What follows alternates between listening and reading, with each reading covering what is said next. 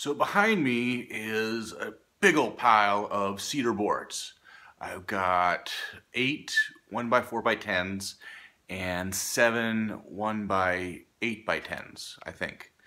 And I'm going to turn this pile of about $150 worth of cedar lumber into a big series of planters that I'm going to elevate and have sort of in a stadium style thing, if I do this right. I got a design in my head. I'm going to try and make it reality, and we'll see how it comes out. First step, I'm going to take these boards that are going to be the sides and bottom and cut them all in half. So they're all about 5 feet long.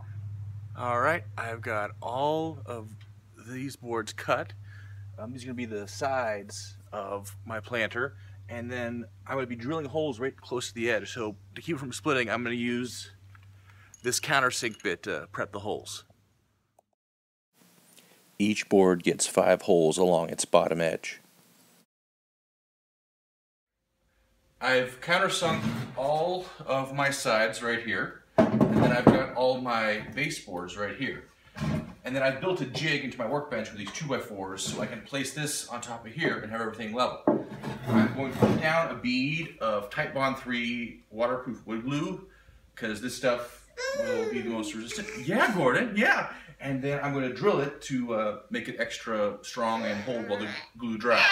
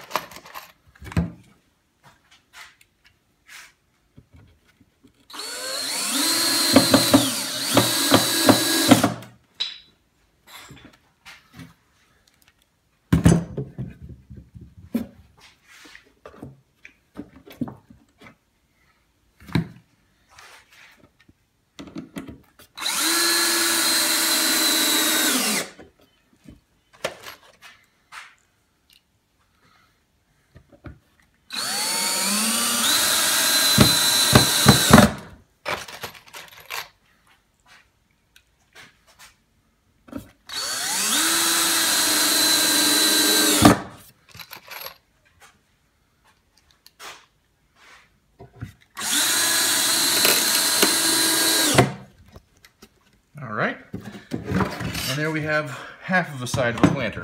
You have to do it 11 more times. Okay, I've got my planter halves all cut and glued and everything. See, here's how they're going to go together. And then I'm going to cut 9-inch long pieces right here to bridge them together. And then that gap down the middle is the drainage for this whole system. I set up my miter saw to cut a dozen 9-inch pieces of 1x8 cedar. See, that's how these are all going to come together. I realize I really need to countersink these pieces, otherwise they're going to split like crazy. So that's what I'm going to do next.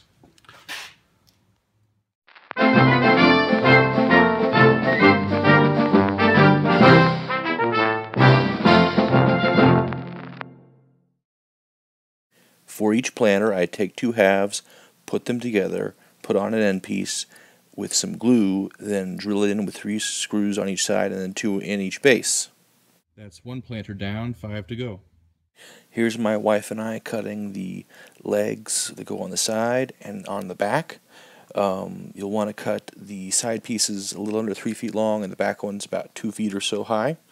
And then I went and put these things upside down and put them all up with some different pieces to hold them steady so that they're all at the right angle, they're all good and square. And then I used a 2x4 to hold the side pieces up off the ground, put down some glue, drill them in with some screws, and then the whole assembly will come together.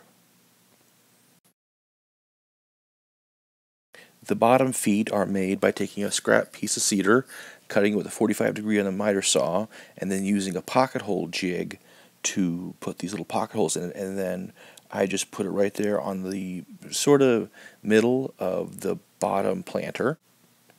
Now I've got the whole thing upright, and I used a piece of scrap wood to hold it level, and then I put some glue on these back legs, and then used some long screws to drill them not only into the back pieces but also the bottom pieces of wood.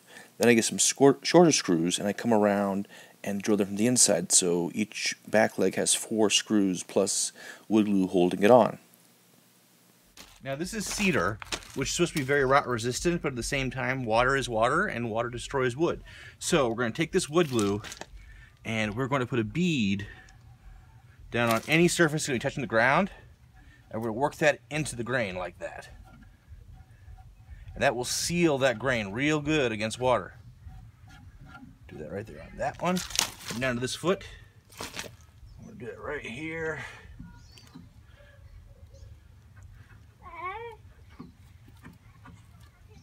There's my son giving some commentary.